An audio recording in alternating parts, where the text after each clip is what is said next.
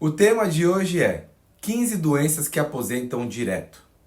No Brasil, certas doenças podem levar à aposentadoria por invalidez, conforme previsto na legislação previdenciária. A seguir, eu quero apresentar um roteiro claro e prático sobre 15 doenças que podem resultar em aposentadoria direta para alunos de direito iniciantes, como nós. Em primeiro lugar, gostaria de apresentar o conceito de aposentadoria por invalidez. A aposentadoria por invalidez, ela é um benefício concedido ao trabalhador que por doença ou até mesmo acidente esteja permanentemente total incapacitado para o trabalho e não possa ser reabilitado em outra função. Segundo quesito, para a concessão é o laudo médico.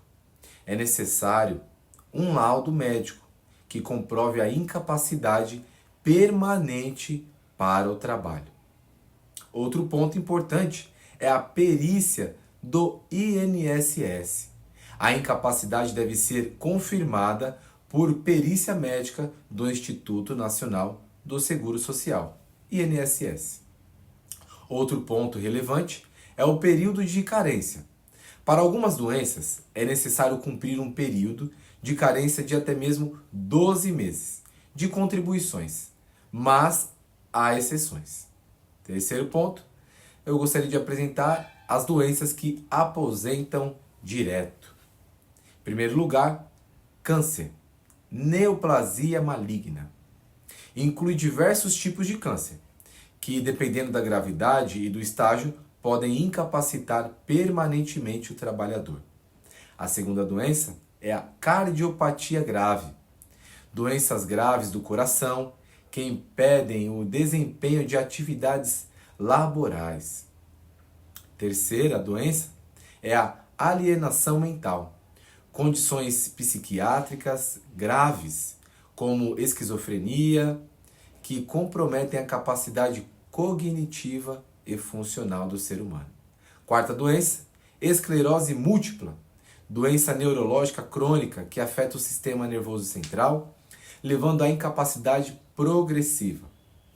Quinta doença, Parkinson, doença neurodegenerativa que causa tremores, rigidez muscular e dificuldades de movimento.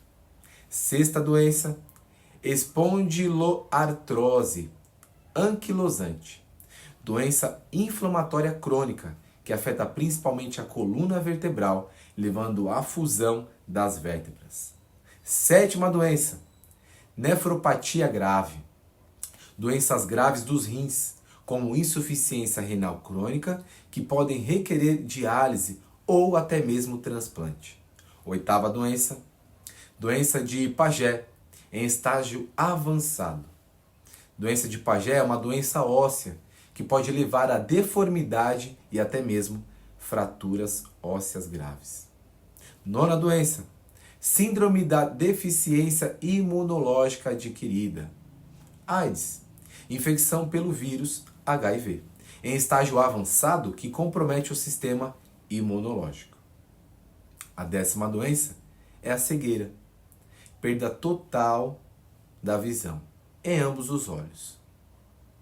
11ª doença, paralisia irreversível e incapacitante. Paralisia que impede a movimentação de membros e compromete a capacidade laboral. 12ª doença, hepatopatia grave. Doenças graves do fígado, como cirrose hepática em estágio avançado. 13ª doença, contaminação por radiação. Exposição à radiação que causa danos graves e irreversíveis à saúde. 14ª doença é a tuberculose ativa. Tuberculose em estágio avançado, resistente a tratamento e compromete a saúde geral do paciente. 15ª doença é a hanseníase, a famosa lepra, doença infecciosa crônica que em estágios avançados causa lesões graves na pele e nos nervos. Portanto, existe o processo de concessão. É a solicitação do INSS. O trabalhador deve solicitar a aposentadoria por invalidez junto ao INSS, apresentando toda a documentação médica necessária. E logo, a perícia médica. Será agendada uma perícia médica para avaliar a incapacidade do requerente. Logo após vem a decisão. Se a perícia confirmar a incapacidade permanente, o benefício será concedido. E aqui eu deixo as minhas considerações finais, falando sobre os recursos.